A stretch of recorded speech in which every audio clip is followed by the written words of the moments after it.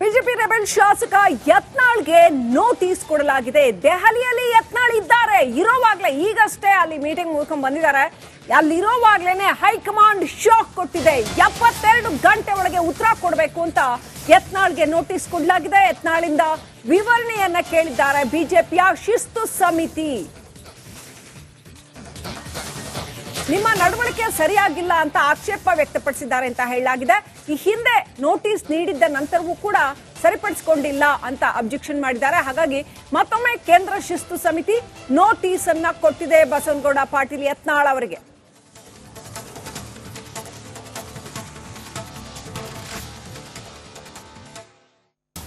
Update ಪಡ್ಕೊಳ್ಳೋಣ. ನಮ್ಮ ದೆಹಲಿ ಪ್ರತಿನಿಧಿ Natesh phone connect ಆಗಿದ್ದಾರೆ. ನಟೇಶ್, ಇವತ್ತು ಬೆಳಗ್ಗೆ ನೋಡಿದ್ರೆ ಸ್ವಲ್ಪ ಗರಂ ಆಗಿದ್ರು ಯತ್ನಾಳ್ ಅವರು, ಸ್ವಲ್ಪ ಟೆನ್ಷನ್ ಮಾಡ್ಕೊಂಡಿದ್ರು. ಆದ್ರೂ ಕೂಡ ತಮ್ಮ ಭಿನ್ನ ಧ್ವನಿಯನ್ನ ಬಿಡ್ಲಿಲ್ಲ. ಈಗ ಮತ್ತೆ ಹೈಕಮಾಂಡ್ ಇಂದ ನೋಟಿಸ್ ಶಾಕ್, ಅದು ಅವ್ರು ದೆಹಲಿಯಲ್ಲಿ ಇರುವಾಗ್ಲೇನೆ. ಏನೆಲ್ಲ ಇದೆ ಅಪ್ಡೇಟ್? ಶ್ರೀಲಕ್ಷ್ಮಿ, ಖಂಡಿತ ಏನು ಯತ್ನಾಳ್ ಅವರು ಹಾಗೂ ಯತ್ನಾಳ್ ಟೀಮ್ ಏನಿತ್ತು ದೆಹಲಿಗೆ ಆಗಮಿಸಿದ್ರು. ಪ್ರಮುಖವಾಗಿ ವಿಜಯೇಂದ್ರ ಅವರನ್ನ ಈ ಬಾರಿ ಏನು ರಾಜ್ಯಾಧ್ಯಕ್ಷ ಹುದ್ದೆಯಿಂದ ಬದಲಾವಣೆ ಮಾಡಲೇಬೇಕು ಅನ್ನುವಂತಹ ಪಟ್ಟನ್ನ ಹಿಡಿದು ದೆಹಲಿಗೆ ಬಂದಿದ್ರು. ಬಿಜೆಪಿ ವರಿಷ್ಠರನ್ನ ಭೇಟಿ ಮಾಡುವಂತ ನಿಟ್ಟಿನಲ್ಲಿ ಅವಕಾಶವನ್ನ ಕೂಡ ಕೇಳಿದ್ರು. ಆದ್ರೆ ಪ್ರಮುಖವಾಗಿ ಸೋಮಣ್ಣನವರ ನಿವಾಸದಲ್ಲಿ ನಡೆದಂತಹ ಸಭೆ ಏನಿತ್ತು, ಆ ಸಭೆಯಲ್ಲಿ ಅಂದ್ರೆ ಸೋಮಣ್ಣನವರ ಮೂಲಕ ಒಂದು ಸ್ಪಷ್ಟ ಸಂದೇಶವನ್ನ ಬಿಜೆಪಿ ಹೈಕಮಾಂಡ್ ಕೊಟ್ಟಿತ್ತು. ಪ್ರಮುಖವಾಗಿ ಈ ಬಾರಿ ಯಾವುದೇ ರೀತಿಯಾದಂತಹ ಚರ್ಚೆಗಳು ಬೇಡ, ಸದ್ಯಕ್ಕೆ ತರಾತುರಿನಲ್ಲಿ ಯಾವುದೇ ರೀತಿಯಾದಂತಹ ಬದಲಾವಣೆ ಮಾಡ್ಲಿಕ್ಕೆ ಆಗಲ್ಲ, ಸಾಕಷ್ಟು ಸಮಯವನ್ನ ಬೇಕಾಗುತ್ತೆ, ಎಲ್ಲವನ್ನು ಪರಿಶೀಲನೆ ಮಾಡಿ ಏನು ಸಂಪೂರ್ಣವಾಗಿ ಮಾಹಿತಿಯನ್ನ ಪಡೆದುಕೊಂಡು ತದನಂತರದಲ್ಲಿ ಉತ್ತರ ಕೊಡ್ತೀವಿ ಎನ್ನುವಂತಹ ಸಂದೇಶವನ್ನ ಸೋಮಣ್ಣನವರ ಮೂಲಕ ಬಿಜೆಪಿ ಹೈಕಮಾಂಡ್ ರವಾನೆ ಮಾಡಿತ್ತು. ಆದ್ರೆ ಇದ್ಯಾವುದಕ್ಕೂ ಕೇರ್ ಮಾಡದಂತಹ ಯತ್ನಾಳ್ ಅವರು ಮತ್ತೆ ಒಂದಷ್ಟು ಹೇಳಿಕೆಗಳನ್ನ ಕೊಡ್ತಾರೆ. ಅಂದ್ರೆ ಬಿಜೆಪಿ ಹೈಕಮಾಂಡ್ ಅನ್ನು ನಾವು ಭೇಟಿ ಆಗ್ಲೇಬೇಕು ಎನ್ನುವಂತಹ ನಿರ್ಧಾರವನ್ನ ಮತ್ತೆ ಸೋಮಣ್ಣನವರಿಗೆ ತಿಳಿಸ್ತಾರೆ. ಆದ್ರೆ ಈ ಎಲ್ಲಾ ಬೆನ್ನಲ್ಲೇ ಸದ್ಯಕ್ಕೆ ಮತ್ತೊಂದು ಬಾರಿ ನೋಟಿಸ್ ಅನ್ನ ಕೊಟ್ಟಿರ್ತಕ್ಕಂಥದ್ದು ಬಹಳಷ್ಟು ಚರ್ಚೆಗೂ ಕೂಡ ಗ್ರಾಸ ಆಗಿರ್ತಕ್ಕಂಥದ್ದು. ಪ್ರಮುಖವಾಗಿ ಯತ್ನಾಳ್ ಅವರು ಯಾವುದೇ ಕಾರಣಕ್ಕೂ ಈ ಒಂದು ಬದಲಾವಣೆ ಮಾಡಲೇಬೇಕು ಅನ್ನುವಂತಹ ನಿಟ್ಟಿನಲ್ಲಿ ತಮ್ಮ ಪಟ್ಟನ್ನ ಬಿಡ್ತಾ ಇಲ್ಲ. ಹಾಗಾಗಿ ಮತ್ತೆ ವಿಜಯೇಂದ್ರ ಅವರು ಕೂಡ ಈ ವಿಚಾರವಾಗಿ ದೆಹಲಿಗೆ ಬಂದಿದ್ರು, ದೆಹಲಿಯಲ್ಲಿ ಬೀಡು ಬಿಟ್ಟಿರ್ತಕ್ಕಂಥದ್ದು. ಹಾಗಾಗಿ ಒಂದಷ್ಟು ಚರ್ಚೆಗಳು ಕೂಡ ನಡೀತಾ ಇರ್ತಕ್ಕಂಥದ್ದು. ಇದೆಲ್ಲದರ ಬೆನ್ನಲ್ಲೇ ಏನು ಈಗ ನೋಟಿಸ್ ಇಶ್ಯೂ ಮಾಡಿರ್ತಕ್ಕಂಥದ್ದು. ಈ ಕಳೆದ ಬಾರಿ ಕೂಡ ನೋಟಿಸ್ ಇಶ್ಯೂ ಮಾಡಿದ್ರು, ಶಿಸ್ತು ಸಮಿತಿ ನೋಟಿಸ್ ಇಶ್ಯೂ ಮಾಡಿದ್ರಿಂದ ಕಳೆದ ಬಾರಿ ಏನು ಶಿಸ್ತು ಸಮಿತಿಗೆ ಹಾಜರಾಗಿ ಒಂದಷ್ಟು ಮಾಹಿತಿಗಳನ್ನ ಕೊಟ್ಟಿದ್ರು.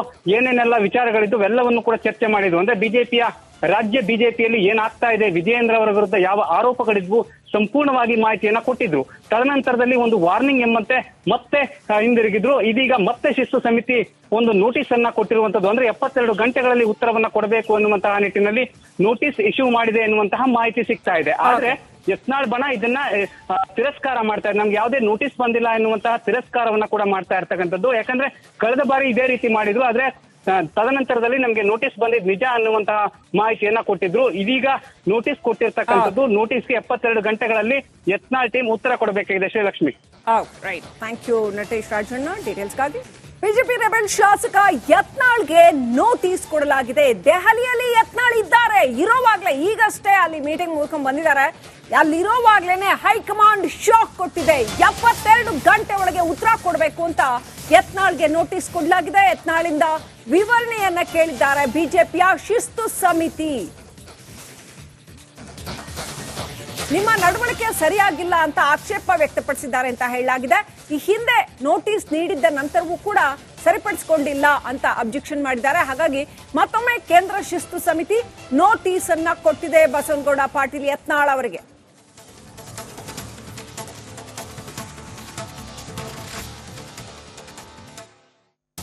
ಅಪ್ಡೇಟ್ ಪಡ್ಕೊಳ್ಳೋಣ. ನಮ್ಮ ದೆಹಲಿ ಪ್ರತಿನಿಧಿ ನಟೇಶ್ ಫೋನ್ ಕನೆಕ್ಟ್ ಆಗಿದ್ದಾರೆ. ನಟೇಶ್, ಇವತ್ತು ಬೆಳಗ್ಗೆ ನೋಡಿದ್ರೆ ಸ್ವಲ್ಪ ಗರಂ ಆಗಿದ್ರು ಯತ್ನಾಳ್ ಅವರು, ಸ್ವಲ್ಪ ಟೆನ್ಷನ್ ಮಾಡ್ಕೊಂಡಿದ್ರು. ಆದ್ರೂ ಕೂಡ ತಮ್ಮ ಭಿನ್ನ ಧ್ವನಿಯನ್ನ ಬಿಡ್ಲಿಲ್ಲ. ಈಗ ಮತ್ತೆ ಹೈಕಮಾಂಡ್ ಇಂದ ನೋಟಿಸ್ ಶಾಕ್, ಅದು ಅವ್ರು ದೆಹಲಿಯಲ್ಲಿ ಇರುವಾಗ್ಲೇನೆ. ಏನೆಲ್ಲ ಇದೆ ಅಪ್ಡೇಟ್? ಶ್ರೀಲಕ್ಷ್ಮಿ, ಖಂಡಿತ ಏನು ಯತ್ನಾಳ್ ಅವರು ಹಾಗೂ ಯತ್ನಾಳ್ ಟೀಮ್ ಏನಿತ್ತು ದೆಹಲಿಗೆ ಆಗಮಿಸಿದ್ರು. ಪ್ರಮುಖವಾಗಿ ವಿಜಯೇಂದ್ರ ಅವರನ್ನ ಈ ಬಾರಿ ಏನು ರಾಜ್ಯಾಧ್ಯಕ್ಷ ಹುದ್ದೆಯಿಂದ ಬದಲಾವಣೆ ಮಾಡಲೇಬೇಕು ಅನ್ನುವಂತಹ ಪಟ್ಟನ್ನ ಹಿಡಿದು ದೆಹಲಿಗೆ ಬಂದಿದ್ರು. ಬಿಜೆಪಿ ವರಿಷ್ಠರನ್ನ ಭೇಟಿ ಮಾಡುವಂತ ನಿಟ್ಟಿನಲ್ಲಿ ಅವಕಾಶವನ್ನ ಕೂಡ ಕೇಳಿದ್ರು. ಆದ್ರೆ ಪ್ರಮುಖವಾಗಿ ಸೋಮಣ್ಣನವರ ನಿವಾಸದಲ್ಲಿ ನಡೆದಂತಹ ಸಭೆ ಏನಿತ್ತು, ಆ ಸಭೆಯಲ್ಲಿ ಅಂದ್ರೆ ಸೋಮಣ್ಣನವರ ಮೂಲಕ ಒಂದು ಸ್ಪಷ್ಟ ಸಂದೇಶವನ್ನ ಬಿಜೆಪಿ ಹೈಕಮಾಂಡ್ ಕೊಟ್ಟಿತ್ತು. ಪ್ರಮುಖವಾಗಿ ಈ ಬಾರಿ ಯಾವುದೇ ರೀತಿಯಾದಂತಹ ಚರ್ಚೆಗಳು ಬೇಡ, ಸದ್ಯಕ್ಕೆ ತರಾತುರಿನ ಯಾವುದೇ ರೀತಿಯಾದಂತಹ ಬದಲಾವಣೆ ಮಾಡ್ಲಿಕ್ಕೆ ಆಗಲ್ಲ, ಸಾಕಷ್ಟು ಸಮಯವನ್ನ ಬೇಕಾಗುತ್ತೆ, ಎಲ್ಲವನ್ನು ಪರಿಶೀಲನೆ ಮಾಡಿ ಏನು ಸಂಪೂರ್ಣವಾಗಿ ಮಾಹಿತಿಯನ್ನ ಪಡೆದುಕೊಂಡು ತದನಂತರದಲ್ಲಿ ಉತ್ತರ ಕೊಡ್ತೀವಿ ಎನ್ನುವಂತಹ ಸಂದೇಶವನ್ನ ಸೋಮಣ್ಣನವರ ಮೂಲಕ ಬಿಜೆಪಿ ಹೈಕಮಾಂಡ್ ರವಾನೆ ಮಾಡಿತ್ತು. ಆದ್ರೆ ಇದ್ಯಾವುದಕ್ಕೂ ಕೇರ್ ಮಾಡದಂತಹ ಯತ್ನಾಳ್ ಅವರು ಮತ್ತೆ ಒಂದಷ್ಟು ಹೇಳಿಕೆಗಳನ್ನ ಕೊಡ್ತಾರೆ. ಅಂದ್ರೆ ಬಿಜೆಪಿ ಹೈಕಮಾಂಡ್ ಅನ್ನು ನಾವು ಭೇಟಿ ಆಗ್ಲೇಬೇಕು ಎನ್ನುವಂತಹ ನಿರ್ಧಾರವನ್ನ ಮತ್ತೆ ಸೋಮಣ್ಣನವರಿಗೆ ತಿಳಿಸ್ತಾರೆ. ಆದ್ರೆ ಈ ಎಲ್ಲಾ ಬೆನ್ನಲ್ಲೇ ಸದ್ಯಕ್ಕೆ ಮತ್ತೊಂದು ಬಾರಿ ನೋಟಿಸ್ ಅನ್ನ ಕೊಟ್ಟಿರ್ತಕ್ಕಂಥದ್ದು ಬಹಳಷ್ಟು ಚರ್ಚೆಗೂ ಕೂಡ ಗ್ರಾಸ ಆಗಿರ್ತಕ್ಕಂಥದ್ದು. ಪ್ರಮುಖವಾಗಿ ಯತ್ನಾಳ್ ಅವರು ಯಾವುದೇ ಕಾರಣಕ್ಕೂ ಈ ಒಂದು ಬದಲಾವಣೆ ಮಾಡಲೇಬೇಕು ಅನ್ನುವಂತಹ ನಿಟ್ಟಿನಲ್ಲಿ ತಮ್ಮ ಪಟ್ಟನ್ನ ಬಿಡ್ತಾ ಇಲ್ಲ. ಹಾಗಾಗಿ ಮತ್ತೆ ವಿಜಯೇಂದ್ರ ಅವರು ಕೂಡ ಈ ವಿಚಾರವಾಗಿ ದೆಹಲಿಗೆ ಬಂದಿದ್ರು, ದೆಹಲಿಯಲ್ಲಿ ಬೀಡು ಬಿಟ್ಟಿರ್ತಕ್ಕಂಥದ್ದು. ಹಾಗಾಗಿ ಒಂದಷ್ಟು ಚರ್ಚೆಗಳು ಕೂಡ ನಡೀತಾ ಇರ್ತಕ್ಕಂಥದ್ದು. ಇದೆಲ್ಲದರ ಬೆನ್ನಲ್ಲೇ ಏನು ಈಗ ನೋಟಿಸ್ ಇಶ್ಯೂ ಮಾಡಿರ್ತಕ್ಕಂಥದ್ದು. ಈ ಕಳೆದ ಬಾರಿ ಕೂಡ ನೋಟಿಸ್ ಇಶ್ಯೂ ಮಾಡಿದ್ರು, ಶಿಸ್ತು ಸಮಿತಿ ನೋಟಿಸ್ ಇಶ್ಯೂ ಮಾಡಿದ್ರಿಂದ ಕಳೆದ ಬಾರಿ ಏನು ಶಿಸ್ತು ಸಮಿತಿಗೆ ಹಾಜರಾಗಿ ಒಂದಷ್ಟು ಮಾಹಿತಿಗಳನ್ನ ಕೊಟ್ಟಿದ್ರು, ಏನೇನೆಲ್ಲ ವಿಚಾರಗಳಿದ್ದು ಎಲ್ಲವನ್ನು ಕೂಡ ಚರ್ಚೆ ಮಾಡಿದ್ರು. ಅಂದ್ರೆ ಬಿಜೆಪಿಯ ರಾಜ್ಯ ಬಿಜೆಪಿಯಲ್ಲಿ ಏನಾಗ್ತಾ ಇದೆ, ವಿಜಯೇಂದ್ರ ಅವರ ವಿರುದ್ಧ ಯಾವ ಆರೋಪಗಳಿದ್ವು ಸಂಪೂರ್ಣವಾಗಿ ಮಾಹಿತಿಯನ್ನ ಕೊಟ್ಟಿದ್ರು. ತದನಂತರದಲ್ಲಿ ಒಂದು ವಾರ್ನಿಂಗ್ ಎಂಬಂತೆ ಮತ್ತೆ ಹಿಂದಿರುಗಿದ್ರು. ಇದೀಗ ಮತ್ತೆ ಶಿಸ್ತು ಸಮಿತಿ ಒಂದು ನೋಟಿಸ್ ಅನ್ನ ಕೊಟ್ಟಿರುವಂತದ್ದು. ಅಂದ್ರೆ 72 ಗಂಟೆಗಳಲ್ಲಿ ಉತ್ತರವನ್ನ ಕೊಡಬೇಕು ಅನ್ನುವಂತಹ ನಿಟ್ಟಿನಲ್ಲಿ ನೋಟಿಸ್ ಇಶ್ಯೂ ಮಾಡಿದೆ ಎನ್ನುವಂತಹ ಮಾಹಿತಿ ಸಿಗ್ತಾ ಇದೆ. ಆದ್ರೆ ಯತ್ನಾಳ್ ಬಣ ಇದನ್ನ ತಿರಸ್ಕಾರ ಮಾಡ್ತಾ ಇದೆ. ನಮ್ಗೆ ಯಾವುದೇ ನೋಟಿಸ್ ಬಂದಿಲ್ಲ ಎನ್ನುವಂತಹ ತಿರಸ್ಕಾರವನ್ನ ಕೂಡ ಮಾಡ್ತಾ ಇರ್ತಕ್ಕಂಥದ್ದು. ಯಾಕಂದ್ರೆ ಕಳೆದ ಬಾರಿ ಇದೇ ರೀತಿ ಮಾಡಿದ್ರು, ಆದ್ರೆ ತದನಂತರದಲ್ಲಿ ನಮ್ಗೆ ನೋಟಿಸ್ ಬಂದಿದ್ ನಿಜ ಅನ್ನುವಂತಹ ಮಾಹಿತಿಯನ್ನ ಕೊಟ್ಟಿದ್ರು. ಇದೀಗ ನೋಟಿಸ್ ಕೊಟ್ಟಿರ್ತಕ್ಕಂಥದ್ದು. ನೋಟಿಸ್ಗೆ 72 ಗಂಟೆಗಳಲ್ಲಿ ಯತ್ನಾಳ್ ಟೀಮ್ ಉತ್ತರ ಕೊಡಬೇಕಾಗಿದೆ. Srilakshmi. Right, thank you Natesh Rajanna ಡೀಟೇಲ್ಸ್ಗಾಗಿ. ಬಿಜೆಪಿ ರೆಬೆಲ್ ಶಾಸಕ ಯತ್ನಾಳ್ಗೆ ನೋಟಿಸ್ ಕೊಡಲಾಗಿದೆ. ದೆಹಲಿಯಲ್ಲಿ ಯತ್ನಾಳ್ ಇದ್ದಾರೆ, ಇರೋವಾಗ್ಲೇ ಈಗಷ್ಟೇ ಅಲ್ಲಿ ಮೀಟಿಂಗ್ ಮುಗಿಸ್ಕೊಂಡ್ ಬಂದಿದ್ದಾರೆ. ಅಲ್ಲಿರೋವಾಗ್ಲೇನೆ ಹೈಕಮಾಂಡ್ ಶಾಕ್ ಕೊಟ್ಟಿದೆ. 72 ಗಂಟೆ ಒಳಗೆ ಉತ್ತರ ಕೊಡಬೇಕು ಅಂತ ಯತ್ನಾಳ್ಗೆ ನೋಟಿಸ್ ಕೊಡಲಾಗಿದೆ. ಯತ್ನಾಳಿಂದ ವಿವರಣೆಯನ್ನ ಕೇಳಿದ್ದಾರೆ ಬಿಜೆಪಿಯ ಶಿಸ್ತು ಸಮಿತಿ. ನಿಮ್ಮ ನಡವಳಿಕೆ ಸರಿಯಾಗಿಲ್ಲ ಅಂತ ಆಕ್ಷೇಪ ವ್ಯಕ್ತಪಡಿಸಿದ್ದಾರೆ ಅಂತ ಹೇಳಲಾಗಿದೆ. ಈ ಹಿಂದೆ ನೋಟಿಸ್ ನೀಡಿದ್ದ ನಂತರವೂ ಕೂಡ ಸರಿಪಡಿಸಿಕೊಂಡಿಲ್ಲ ಅಂತ ಅಬ್ಜೆಕ್ಷನ್ ಮಾಡಿದ್ದಾರೆ. ಹಾಗಾಗಿ ಮತ್ತೊಮ್ಮೆ ಕೇಂದ್ರ ಶಿಸ್ತು ಸಮಿತಿ ನೋಟಿಸ್ ಅನ್ನ ಕೊಟ್ಟಿದೆ ಬಸವನಗೌಡ ಪಾಟೀಲ್ ಯತ್ನಾಳ್ ಅವರಿಗೆ.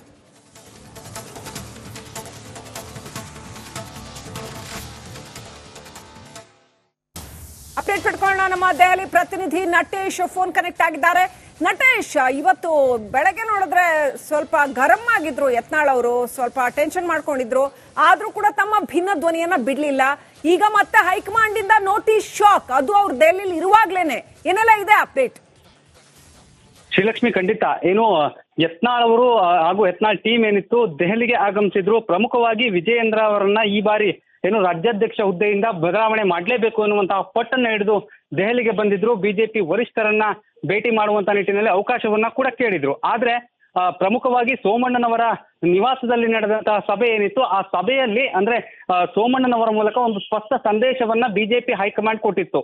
ಪ್ರಮುಖವಾಗಿ ಈ ಬಾರಿ ಯಾವುದೇ ರೀತಿಯಾದಂತಹ ಚರ್ಚೆಗಳು ಬೇಡ, ಸದ್ಯಕ್ಕೆ ತರಾತುರಿನ ಯಾವುದೇ ರೀತಿಯಾದಂತಹ ಬದಲಾವಣೆ ಮಾಡ್ಲಿಕ್ಕೆ ಆಗಲ್ಲ, ಸಾಕಷ್ಟು ಸಮಯವನ್ನ ಬೇಕಾಗುತ್ತೆ, ಎಲ್ಲವನ್ನು ಪರಿಶೀಲನೆ ಮಾಡಿ ಏನು ಸಂಪೂರ್ಣವಾಗಿ ಮಾಹಿತಿಯನ್ನ ಪಡೆದುಕೊಂಡು ತದನಂತರದಲ್ಲಿ ಉತ್ತರ ಕೊಡ್ತೀವಿ ಎನ್ನುವಂತಹ ಸಂದೇಶವನ್ನ ಸೋಮಣ್ಣನವರ ಮೂಲಕ ಬಿಜೆಪಿ ಹೈಕಮಾಂಡ್ ರವಾನೆ ಮಾಡಿತ್ತು. ಆದ್ರೆ ಇದ್ಯಾವುದಕ್ಕೂ ಕೇರ್ ಮಾಡದಂತಹ ಯತ್ನಾಳ್ ಅವರು ಮತ್ತೆ ಒಂದಷ್ಟು ಹೇಳಿಕೆಗಳನ್ನ ಕೊಡ್ತಾರೆ. ಅಂದ್ರೆ ಬಿಜೆಪಿ ಹೈಕಮಾಂಡ್ ಅನ್ನು ನಾವು ಭೇಟಿ ಆಗ್ಲೇಬೇಕು ಎನ್ನುವಂತಹ ನಿರ್ಧಾರವನ್ನ ಮತ್ತೆ ಸೋಮಣ್ಣನವರಿಗೆ ತಿಳಿಸ್ತಾರೆ. ಆದ್ರೆ ಈ ಎಲ್ಲಾ ಬೆನ್ನಲ್ಲೇ ಸದ್ಯಕ್ಕೆ ಮತ್ತೊಂದು ಬಾರಿ ನೋಟಿಸ್ ಅನ್ನ ಕೊಟ್ಟಿರ್ತಕ್ಕಂಥದ್ದು ಬಹಳಷ್ಟು ಚರ್ಚೆಗೂ ಕೂಡ ಗ್ರಾಸ ಆಗಿರ್ತಕ್ಕಂಥದ್ದು. ಪ್ರಮುಖವಾಗಿ ಯತ್ನಾಳ್ ಅವರು ಯಾವುದೇ ಕಾರಣಕ್ಕೂ ಈ ಒಂದು ಬದಲಾವಣೆ ಮಾಡಲೇಬೇಕು ಅನ್ನುವಂತಹ ನಿಟ್ಟಿನಲ್ಲಿ ತಮ್ಮ ಪಟ್ಟನ್ನ ಬಿಡ್ತಾ ಇಲ್ಲ. ಹಾಗಾಗಿ ಮತ್ತೆ ವಿಜಯೇಂದ್ರ ಅವರು ಕೂಡ ಈ ವಿಚಾರವಾಗಿ ದೆಹಲಿಗೆ ಬಂದಿದ್ರು, ದೆಹಲಿಯಲ್ಲಿ ಬೀಡು ಬಿಟ್ಟಿರ್ತಕ್ಕಂಥದ್ದು. ಹಾಗಾಗಿ ಒಂದಷ್ಟು ಚರ್ಚೆಗಳು ಕೂಡ ನಡೀತಾ ಇರ್ತಕ್ಕಂಥದ್ದು. ಇದೆಲ್ಲದರ ಬೆನ್ನಲ್ಲೇ ಏನು ಈಗ ನೋಟಿಸ್ ಇಶ್ಯೂ ಮಾಡಿರ್ತಕ್ಕಂಥದ್ದು. ಈ ಕಳೆದ ಬಾರಿ ಕೂಡ ನೋಟಿಸ್ ಇಶ್ಯೂ ಮಾಡಿದ್ರು, ಶಿಸ್ತು ಸಮಿತಿ ನೋಟಿಸ್ ಇಶ್ಯೂ ಮಾಡಿದ್ರಿಂದ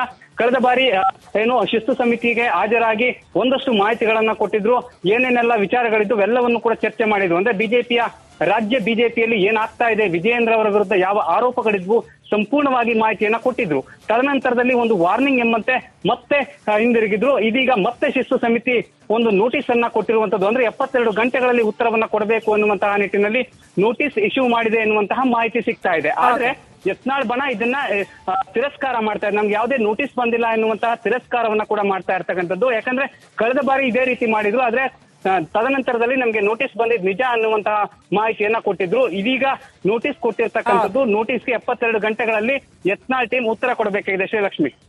right, thank you Natesh Rajanna ಡೀಟೇಲ್ಸ್ಗಾಗಿ.